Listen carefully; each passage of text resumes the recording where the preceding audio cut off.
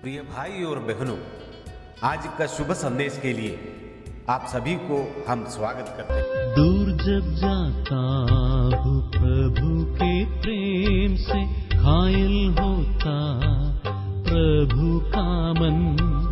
दूर जब जाता हूँ प्रभु के प्रेम से, घायल होता प्रभु का मन। अब ना जाऊंगा छोड़ तुझको दूर में, सदा तेरे पास रहूंगा मैं। अब ना जाऊंगा छोड़ तुझको दूर में, सदा तेरे पास रहूंगा मैं।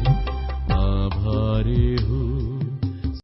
आज का संदेश ब्रदर नेल्सन थॉमस मुंबई से बांटा जाएगा। प्रार्थना के साथ सुनिए।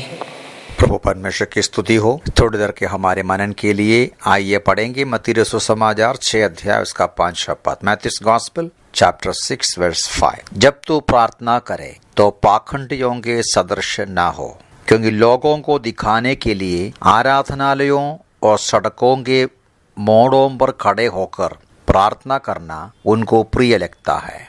मैं तुमसे सच कहता हूँ कि वे अपना पूरा प्रतिफल पा चुके हैं। परमेश्वर की स्तुति हो। यीशु मसीह के पहाड़ी उपदेश में से हम इन दिनों में मनन कर रहे हैं। मत्ती रसूल समाचार 6 अध्याय 1 से लेके 18 पदों में यीशु मसीह का मुख्य विषय उन दिनों के यहूदियों के बीच में जो दिखावट का धार्मिक कार्यक्रम थे उसके खिलाफ बोलते हुए कहते हैं कि तुम जो मेरे पीछे हो लेने वाले उन पाखंडियों के सदृश दिखावट का, कपटता का, आध्यात्मिक सेवकाई नहीं करना है। अब यीशु मसीह यहाँ ये 5 पद से लेके नीचे के पदों में 2 प्रकार के प्रार्थना के बारे में कहते हैं। प्रार्थना सभी लोग करते हैं, वैसा तो अलग अलग धर्म के लोग प्रार्थना करते हैं। अब यहाँ यीशु मसीह अपने लोगों से बताते हैं कि तुम लोग इस प्रकार की प्रार्थना नहीं करना। 5वां पद में कहते हैं लोगों को दिखाने के लिए जो प्रार्थना। यहूदियों के बीच में कुछ यहूदी लोग आराधनालयों में, सड़कों में, इंसान के सामने, उनके हृदय में या उनके मन में इस व्यक्ति के बारे में एक अच्छा विचार पहुंचाने के लिए, अपने आप को भक्त दिखाने के लिए ऊंचे स्वर से सबको दिखाते हुए वे प्रार्थना करते थे। यीशु बोला ये कपटता है, ये केवल एक्टिंग है। उनके हृदय में परमेश्वर से किसी भी प्रकार का कोई संबंध नहीं। अपना घमंड दिखाने के लिए, स्वार्थता दिखाने के लिए प्रार्थना करते हैं। 6 पद में कहते हैं परंतु तुम जब प्रार्थना करे तो अपने भीतरी कक्ष में जाओ, द्वार बंद करके अपने पिता से जो गुप्त में है प्रार्थना करो। तेरा पिता जो गुप्त में देखता है प्रतिफल देगा। सच्चा प्रार्थना परमेश्वर पिता के सामने शुद्ध हृदय, एक शुद्ध विवेक के साथ पहुंचकर हृदय की वेदनाओं को, हृदय के विचारों को परमेश्वर के पास रखना है। ये रहस्य में परमेश्वर और हमारे बीच में व्यक्तिगत तौर से होना है। इसका मतलब ये नहीं है कि हम लोगों के सामने प्रार्थना करना बुरा है। जरूर लोगों के सामने प्रार्थना करने का अवसर होता है। यीशु मसीह प्रार्थना किया, प्रेरितों ने प्रार्थना किया, लेकिन केवल दिखावट का उद्देश्य में प्रार्थना करने में कोई मतलब नहीं। अब यीशु मसीह 7वां पद में कहते हैं और एक गलत प्रकार की तरीका बोलते हैं कि अर्थहीन बातें दोहराते हुए प्रार्थना। अर्थहीन मतलब एक खास तौर से गैर यहूदियों की तरीका है, अन्य जातियों का तरीका है। वे कुछ विशेष प्रकार का शब्द या कुछ फ्रेज दोहराते हैं, बार बार कहते हैं, ये सोचते हुए कि अधिक बोलने से उनकी प्रार्थना परमेश्वर सुनेगा। आज भी इस प्रकार की प्रार्थना अलग अलग धर्म के लोगों के बीच में हम देख सकते हैं। 1-2 शब्द वो दोहराते और कई प्रकार के तरीका की प्रार्थना को हम सुनते हैं या देखते हैं। मसीह लोग भी ऐसा करते हैं। किसी ने लिखा हुआ प्रार्थना ऐसे ही पढ़ते हैं या अपने मेमोरी से कहते हैं, हृदय के गहराई से नहीं। हम लोग देखते हैं कुछ मसीह लोग विवाह के समय पर या दफन के समय पर अलग अलग अवसर के लिए अलग अलग प्रार्थनाएं लिखे रखा हुआ पुस्तक मिलता है, वो केवल पढ़ता है। ये ना सही प्रकार की प्रार्थना नहीं है। वो किसी भी व्यक्ति जो प्रार्थना करते हैं उनका हृदय का नहीं है, किसी का शब्द किसी का लिखना केवल दोहराते हैं। यीशु बोलते हैं ऐसी प्रार्थना से कोई मतलब नहीं है।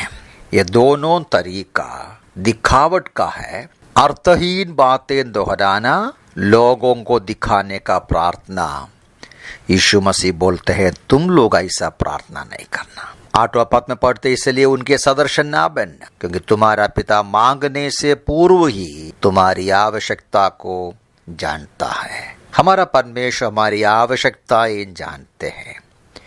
परमेश्वर को हम सिखाने की जरूरत नहीं है। परमेश्वर के सामने आकर हमें बहुत लंबी लंबी बातें जोर से चिल्लाने का, आवाज करने की आवश्यकता नहीं है। बहुत बड़ी बड़ी बातें कहने की जरूरत नहीं है।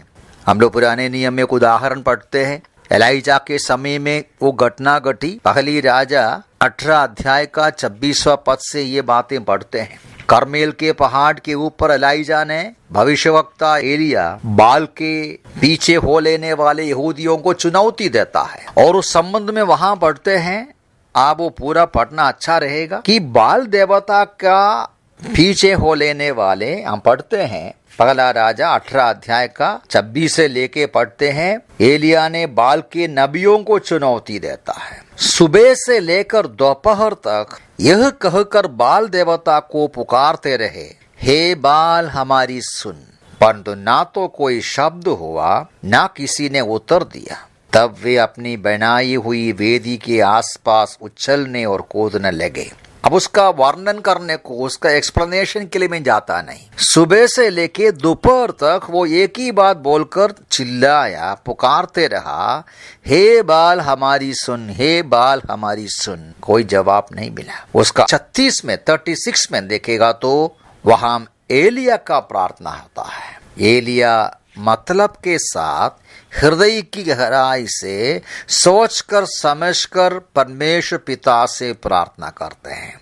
एकदम छोटा सा प्रेयर है, हे इब्राहिम इसहाक और इस्राएल के परमेश्वर होवा। और हम पढ़ते हैं उस प्रार्थना का समाप्ति में परमेश्वर का जवाब मिलता है। अब पूरा पवित्र शास्त्र को आप देख लीजिए। बाइबल की प्रार्थनाएं छोटी छोटी प्रार्थना है, लंबी प्रार्थना नहीं। आज भी दुख की बात है, कुछ विश्वासी लोग इतना लंबी प्रार्थना करते हैं, सोचते हैं कि वो प्रार्थना बहुत मतलब होते हैं, सुनने वाले सो जाते हैं। सच्चा प्रार्थना हृदय से आना चाहिए। सच्चा प्रार्थना परमेश्वर पिता के साथ अपना व्यक्तिगत संबंध के आधार पर हम प्रार्थना में परमेश्वर को सिखाते नहीं, बल्कि उसके हाथों में अपने आप दे देते, उसके हवाले पर हम छोड़ देते हैं। उसकी इच्छा हम ढूंढते हैं, उसके करुणा और दया के लिए उसके समीप हम आ जाते हैं। परमेश्वर जो हमारी पिता है, जो हमारी आवश्यकताएं जानते हैं, जो हमसे प्रेम करते हैं, जो हमारा विचार करते हैं, ख्याल रखते हैं, उनके समीप हम विश्वास के साथ हमारे जीवन में उसकी इच्छा पूरा होने के लिए हम पहुंचते हैं। बड़ी आवश्यकता दिखावट नहीं, ईमानदारी है, एक शुद्ध हृदय है, नम्रता है। प्रभु हमें सहायता करे। यीशु मसीह हमें सिखाते हैं, उन कपड़ियों के समान प्रार्थना ना करो। दिखावट की लंबी लंबी प्रार्थना, अर्थहीन शब्दों का दोहराना तुम्हारा स्वभाव ना हो, तुम्हारा तरीका ना हो। हमारी प्रार्थना सही हो, ईमानदारी का हो, ऐसी प्रार्थना हो जो परमेश्वर पिता सुनेंगे और जवाब देंगे। प्रभु वचनों से मैं सहायता करें। प्रभु के नाम की महिमा।